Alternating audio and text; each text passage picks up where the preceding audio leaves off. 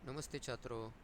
आज हम कक्षा 8वीं की जो किताब है वसंत भाग 3, इस किताब में जो 5वां पाठ है चिट्टियों की अनूठी दुनिया, इस पाठ के जो क्वेश्चन आंसर है इसका आज हम अध्ययन करने वाले हैं। आपके किताब में पेज नंबर 27 यानी कि 27 पेज नंबर पर प्रश्न अभ्यास के रूप में दिए गए हैं, जो आपको स्क्रीन पर दिखाई दे रहे हैं। प्रश्न अभ्यास।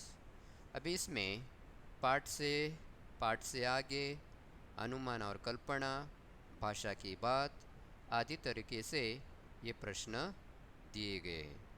तो हम एक एक करके हर एक प्रश्न के बारे में जानकारी प्राप्त करेंगे। तो पहले पाठ से आगे, उसमें पहला क्वेश्चन है, पहला सवाल है, पत्र जैसा संतोष फ़ोन या एसएमएस का संदेश क्यों नहीं दे सकता है। संतोष मतलब हमने देखा था तसल्ली, धीरज, है ना, या इच्छा पूरी होना, इसी प्रकार का भाव निर्माण होता है जो संतोष कहते हैं। तो पत्र जैसा संतोष फ़ोन या एसएमएस क्यों नहीं दे सकता है ना। तो हम पाठ देखते समय देखा था कि पत्र जैसा संतोष फ़ोन या एसएमएस नहीं दे सकता, क्योंकि फ़ोन या एसएमएस द्वारा हम केवल कामकाज की बात कर सकते हैं, और जो संदेश भेजा जाता है वो कैसा होता है, संक्षिप्त रूप में भेजा जाता है, वो छोटा होता है।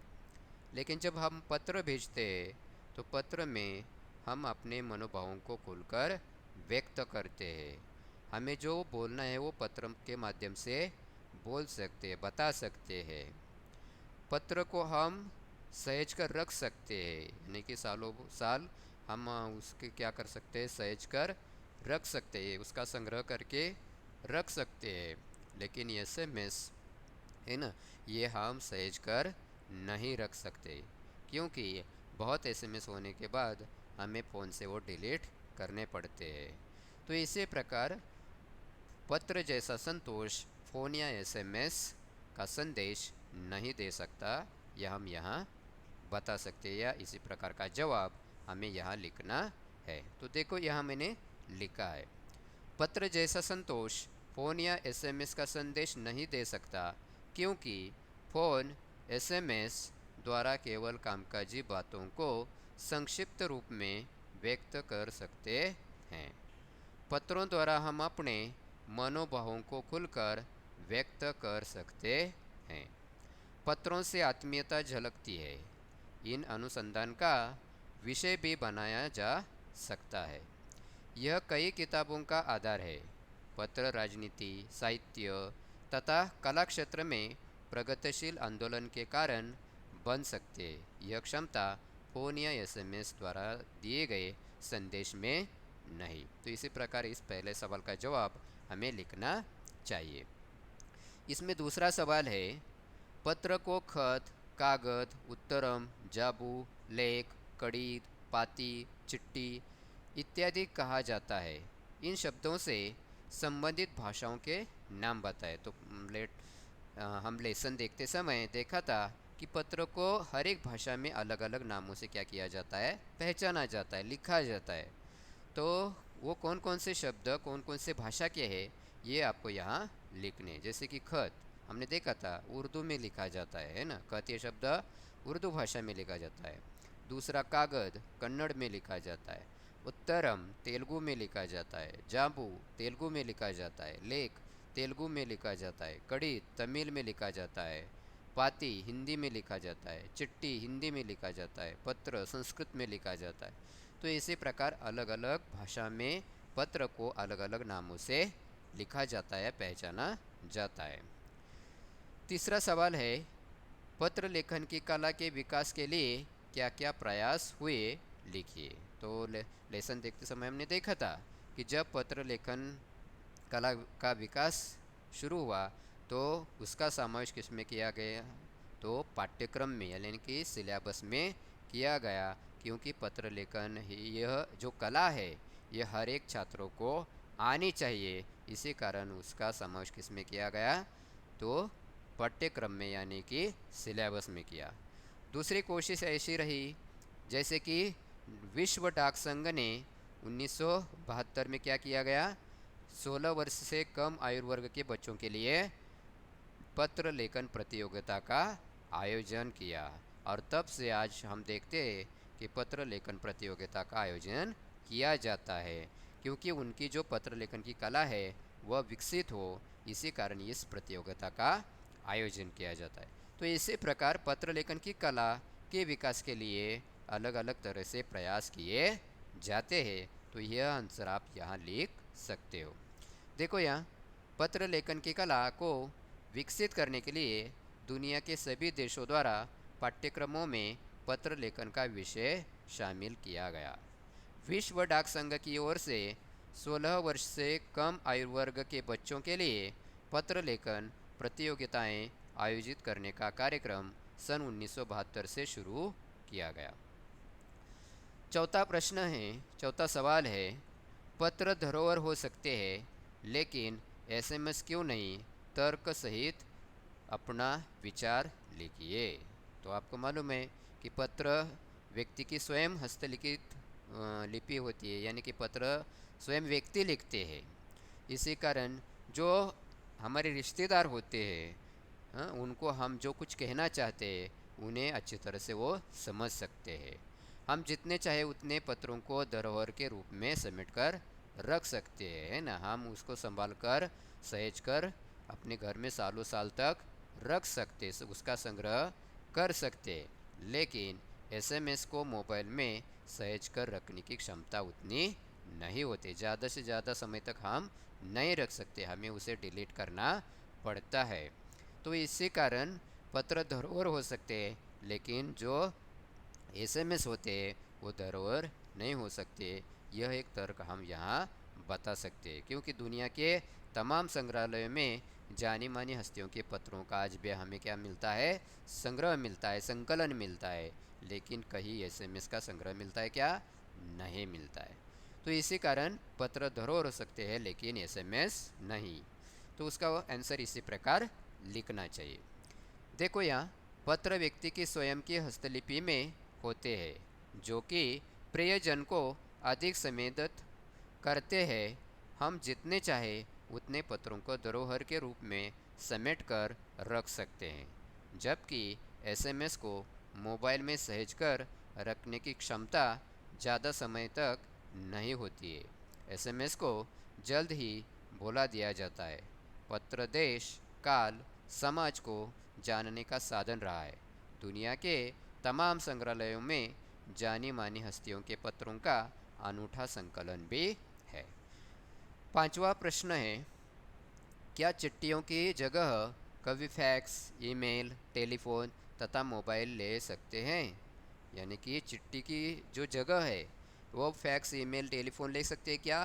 तो नहीं ले सकते, क्योंकि पत्र का या पत्रों का जो चलन कभी न कम हुआ है। यानी कि पुराने ज़माने से आज तक हम देख रहे हैं कि हम पत्रों का क्या कर रहे हैं, उपयोग कर रहे हैं। इतनी आधुनिक साधनों का निर्माण हुआ है, फिर भी हम आज पत्र के द्वारा ही हम संदेश भेजते हैं। व्यापारिक क्षेत्र में पत्रों का ही उपयोग किया जाता है, और जो टेलीफोन होता है, फैक्स होते, ईमेल होते, ये सिर्फ किसके कामकाज के लिए ही उसका उपयोग किया जाता है। उसका सहेज कर या हम उसे संभाल कर नहीं रख सकते। इसीलिए चिट्ठियों की जगह कभी भी फैक्स, ईमेल, टेलीफोन नहीं ले सकते। ऐसे हमें यहाँ लिखना चाहिए।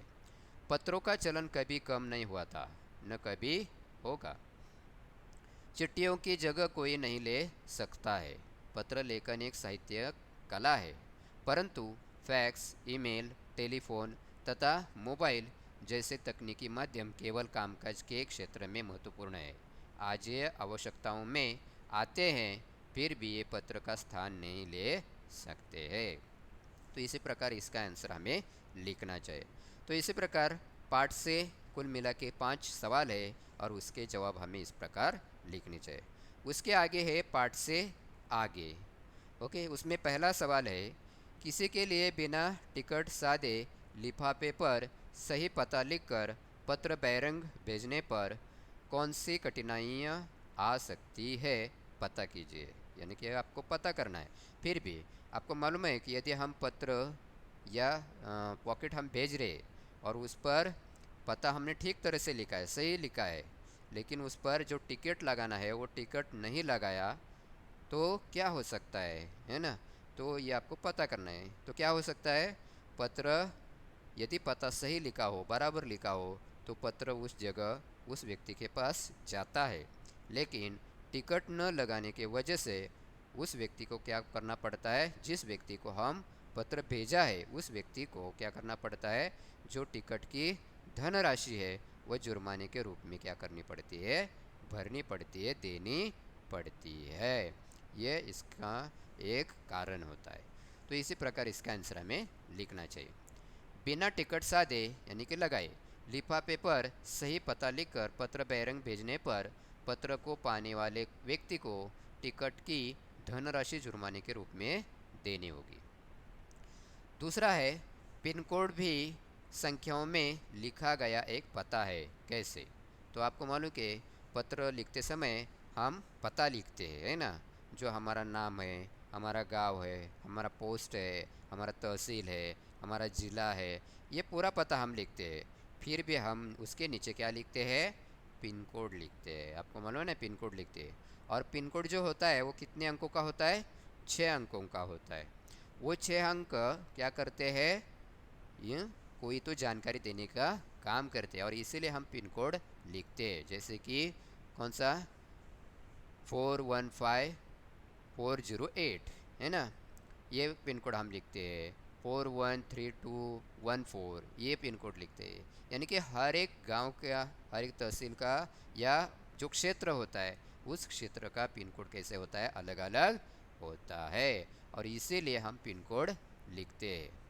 तो पिन कोड क्या करता है, ये एक पते का काम करता है। यदि पता गलत हुआ और पिन कोड सही हो तो पिन कोड क्या करता है, वो उस जगह तक पत्र लेके जा सकते हैं पिन कोड के द्वारा, और इसीलिए कहा जाता है कि पिन कोड एक संख्या है, फिर भी वो क्या करते हैं, एक पते का काम करता है। तो इसी प्रकार इसका आंसर हमें लिखना चाहिए। जैसे देखो यहाँ, पिन कोड किसी खास क्षेत्र को संबोधित करता है कि यह पत्र किस राज्य के किस क्षेत्र का है। इसके साथ व्यक्ति का नाम और नंबर आदि भी लिखना पड़ता है। पिन कोड का पूरा रूप है postal index number. Pin code का पूरा रूप क्या है, पोस्टल इंडेक्स नंबर। ये 6 अंकों का होता है। हर एक का खास स्थानीय अर्थ होता है। जैसे एक अंक राज्य होता है, दूसरा और तीसरा अंक उपक्षेत्र होता है, और अन्य अंक क्रमशः डाकघर आदि के होते हैं। यानी कि पहला जो अंक होता है वो कौन से राज्य का है ये बताता है, दूसरा और तीसरा अंक होता है वो कौन से क्षेत्र का है, उपक्षेत्र क्या है उसका, वो बताता है, और उसके आगे के जो होता है वो कौन से डाकघर का है वो बताता है। इसीलिए ये पिन कोड लिखा जाता है। तीसरा सवाल है, ऐसा क्यों होता था कि महात्मा गांधी को दुनिया भर से पत्र महात्मा गांधी इंडिया पता लिखकर आते थे। तो आपको मालूम है कि लेसन देखते समय हमने देखा था कि महात्मा गांधी जी को किस नाम से पत्र लिखा जाता था, महात्मा गांधी इंडिया, इस नाम से ही लिखा जाता था। तो ऐसे क्यों लिखा जाता था, क्योंकि महात्मा गांधी लोकप्रिय थे, प्रसिद्ध व्यक्ति थे, सभी लोग उन्हें जानते थे। यानी कि भारत देश का हर एक नागरिक महात्मा गांधी जी को जानता था, पहचानता, और इसीलिए महात्मा गांधी इंडिया इतना सिर्फ लिखा तो भी गांधी जी देश के किसी भी भाग में हो, किसी भी हिस्से में न हो, उस वहाँ तक ये पत्र जाता था। यानी कि गांधी जी को वो पत्र पहुँचता था, और इसी कारण लोग क्या करते थे, सिर्फ महात्मा गांधी इंडिया इसी नाम से वो लिखते थे। देखो यहाँ, महात्मा गांधी को दुनिया भर से पत्र महात्मा गांधी इंडिया पता लिखकर आते थे, क्योंकि महात्मा गांधी अपने समय के सर्वाधिक लोकप्रिय व प्रसिद्ध व्यक्ति थे। वह भारत गौरव थे। गांधी जी देश के किस भाग में रह रहे हैं यह देशवासियों को पता रहता था, अतः उनको पत्र अवश्य मिल जाता था। आगे है भाषा की बात। ओके, उसके पहले अनुमान और कल्पना इसमें कुछ सवाल है। अनुमान और कल्पना इसमें कुछ सवाल है। रामधारी सिंह दिनकर की कविता भगवान के डाकिए आपके पाठ्य पुस्तक में है। तो बच्चों आपको मालूम है कि जो लेसन नंबर 6 पार्ट जो छठा है वो कौन सा है? ये जो कविता है यहाँ बताई गई भगवान के डाकिए वो आगे है, हमें देखनी है, वो पढ़नी है। ओके, उसके आधार पर पक्षी और बादल को डाकिए की भांति मानकर अपनी कल्पना से लेख लिखिए। तो हम ये कविता पढ़ेंगे और उसकी जानकारी हम प्राप्त करेंगे। तो उसके बाद आपको क्या करना है, उसके ऊपर एक लेख लिखना है। दूसरा है, संस्कृत साहित्य के महाकवि कालिदास ने बादल को संदेशवाहक बनाकर मेघदूत नाम का काव्य लिखा है। मेघदूत के विषय में जानकारी प्राप्त कीजिए। अभी आपको मालूम है कि हिंदी साहित्य के जो महान कवि है, कवि कालिदास, इन्होंने मेघदूत ये महाकाव्य लिखा है। और इस महाकाव्य में मेघ यानी कि नभ है ना, बादल, इन्हें क्या कहा है? दूत का है, उसे नाम दिया है मेघ दूत, यानी कि वह संदेश वाहक है, यानी कि संदेश एक जगह से दूसरी जगह लेकर चले जाते हैं। तो इसके ऊपर कालिदास ने क्या किया है? मेघदूत महाकाव्य लिखा है। तो नेट पर गए और मेघदूत डाला तो आपको इसकी जानकारी मिल सकती है, आपको वो प्राप्त करनी है। तीसरा क्वेश्चन है, पक्षी को संदेशवाहक बनाकर अनेक कविताएं एवं गीत लिखे गए हैं ना। जैसे कि मैंने उदाहरण दिया था कि मैंने प्यार किया पिक्चर फिल्म आपने देखी होगी, तो उसमें कबूतर को क्या किया है? संदेशवाहक के रूप में इस्तेमाल किया गया है और उस पर गीत भी लिखा गया है। कौन सा गीत है? कि कबूतर जा जा पहले प्यार की चिट्ठी साजन को दे जा। यानी कि इसी प्रकार पक्षियों के ऊपर कई गीत लिखे गए हैं आज। ओके, कविताएं लिखे गए। एक गीत है, जा जा रे कागा विदेशवा मेरे पिया से कहियो संदेशवा। इस तरह के 3 गीतों का संग्रह कीजिए। तो नेट पर आप डालोगे तो आपके बहुत सारे ऐसे गीत मिल सकते हैं। प्रशिक्षित पक्षी के गले में पत्र बांधकर निर्धारित स्थान तक पत्र भेजने का उल्लेख मिलता है। मान लीजिए आपको एक पक्षी को संदेशवाहक बनाकर पत्र भेजना हो, तो आप वह पत्र किसे भेजना चाहेंगे और उससे उसमें क्या लिखना चाहेंगे? यानी कि आप किसको पत्र भेजेंगे? आप अपने पापा को भेजेंगे, मम्मी को भेजेंगे, अपने भैया को भेजेंगे, है ना, दीदी को भेजेंगे, या चाचा को चाची को भेजेंगे? किससे पत्र भेजना चाहते हो और उसमें क्या लिखना चाहोगे, ये आपको यहाँ लिखना है।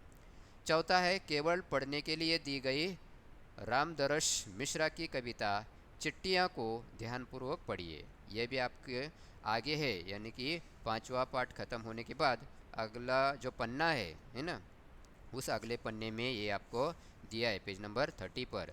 केवल पढ़ने के लिए ऐसे ही दिया है और चिट्ठियाँ उस कविता का नाम है। रामदरस मिश्र उस कविता में दिया गया। ध्यानपूर्वक पढ़िए और विचार कीजिए कि क्या यह कविता केवल लेटर बॉक्स में पड़ी निर्धारित पते पर जाने के लिए तैयार चिट्ठियों के बारे में है, या रेल के डिब्बे में बैठी सवारी भी उन्हीं चिट्ठियों की तरह है जिनके पास उनके गंतव्य तक का टिकट है। पत्र के पते की तरह और क्या विद्यालय भी एक लेटर बॉक्स की भांति नहीं है जहां से उत्तीर्ण होकर विद्यार्थी अनेक क्षेत्रों में चले जाते हैं? अपनी कल्पना को पंख लगाइए और मुक्त मन से इस विषय में विचार विमर्श कीजिए। तो आपको विचार विमर्श करना है ना। जैसे आपको मालूम है कि लेटर बॉक्स में हम क्या करते हैं, अपने जो पत्र है, खत है, चिट्ठी है, वो हम क्या करते हैं? डालते हैं। तो वो चिट्ठियाँ एक के ऊपर एक आकर गिर जाती है ना। फिर उसे पोस्टमैन क्या करता है? उस लेटर बॉक्स से उन्हें निकालता है, उस पर क्या करता है ना, सील जो है वो डालता है, मारता है, और वो जिस गांव में जानी है उसी गांव में उस गट्टे में क्या करता है? एक करके बांध देता है। तो ये जो चिट्ठियाँ होती है, ये जो पत्र होते हैं, ये किसी से बातचीत नहीं करते, एक साथ होते हैं लेकिन बातचीत नहीं करते हैं, है ना। हाँ, वो जिस प्रकार हम रेल के डिब्बे में से सवारी करते हैं तो हमारे आसपास बहुत सारे लोग होते हैं, लेकिन वो जाने पहचाने होते हैं क्या? नहीं होते। हम बातचीत करते हैं क्या? नहीं करते। उसी प्रकार ये चिट्ठियाँ भी बातचीत नहीं करती, अपने अपने गांव में चली जाती है, अपने अपने रिश्तेदारों के पास चली जाती है, लेकिन ये बातचीत करती नहीं है। तो उसी प्रकार विद्यालय भी एक लेटर बॉक्स की तरह है ना, कि यहाँ लोग स्टूडेंट आते हैं, हाँ, पढ़ाई करते हैं, हाँ, और फिर अपने अपने काम में नौकरी में लग जाते हैं। तो इसी प्रकार इस कविता में ये आशय दिया गया है, तो आपको भी इसमें विचार विमर्श करना है। तो ये अनुमान और कल्पना के बातें दी गई है। अभी उसके आगे है भाषा की बात। भाषा की बात उसमें पहला है, किसी प्रयोजन विशेष से संबंधित शब्दों के साथ पत्र शब्द जोड़ने से कुछ नए शब्द बन जाते हैं ना। जैसे कि प्रशस्ति पत्र, समाचार पत्र। अभी पत्र, समाचार को पत्र जोड़ने से क्या हो गया, नया शब्द निर्माण हो गया। ऐसे कई शब्द निर्माण होते हैं, जैसे कि प्रार्थना पत्र, मासिक पत्र, छः मासिक पत्र, वार्षिक पत्र, दैनिक पत्र, साप्ताहिक पत्र, पाक्षिक पत्र, सरकारी पत्र, साहित्यिक पत्र, निमंत्रण पत्र, आमंत्रण पत्र। ऐसे कई सारे पत्र जो होते हैं, हाँ, हम उन्हें पत्र लगाए तो उनका क्या होता है, अर्थ चेंज होता है। दूसरा क्वेश्चन है, व्यापारिक शब्द व्यापार के साथ एक प्रत्यय के योग से बनाए। आपने पिछले क्लास में प्रत्यय और उपसर्ग ये सीखा होगा, जैसे कि अंग्रेजी में आप प्रीफिक्स और सफिक्स सीखते हैं, है ना। अभी उपसर्ग कहाँ होता है, तो शब्द के पहले आता है, और प्रत्यय कब आता है, शब्द के बाद में आता है। ओके, वो शब्द के बाद में जुड़ जाता है।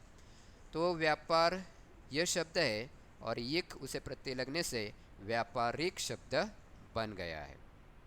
ऐसे कई शब्द होते हैं, हम देखते हैं, जैसे कि सब्जी वाला, सब्जी वाला, है ना, ये प्रत्यय लगा है, इसीलिए उसी प्रकार एक प्रत्यय लगकर भी कई ऐसे शब्दों का निर्माण होता है। जैसे देखो, स्वाभाविक, स्वभाव, उसे एक लगने से स्वाभाविक बन गया।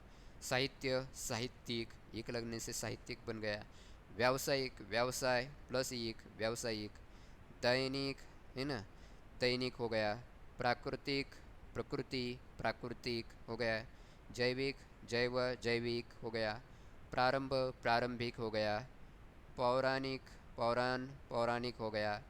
इतिहास, इतिहास, ऐतिहासिक हो गया। संस्कृति, सांस्कृतिक हो गया। तो इसी प्रकार एक लगने से कई शब्द यानी कि प्रत्यय बनकर ये शब्द क्या होते हैं, बन जाते हैं। तो इसी प्रकार ये भाषा की बात में ये क्वेश्चन हम देख सकते हैं। उसमें तीसरा क्वेश्चन है स्वर संधि। ये हम इसका एक वीडियो बनाएंगे, और उस वीडियो में संधि किसे कहते हैं, स्वर संधि किसे कहते हैं, रस्व और दीर्घ स्वर एक साथ आने से किस प्रकार उसकी संधि होती है, यह हम उस वीडियो में देंगे। आपको कोई आशंका हो तो आप कमेंट बॉक्स में लिखकर भेज सकते हो। तब तक के लिए धन्यवाद।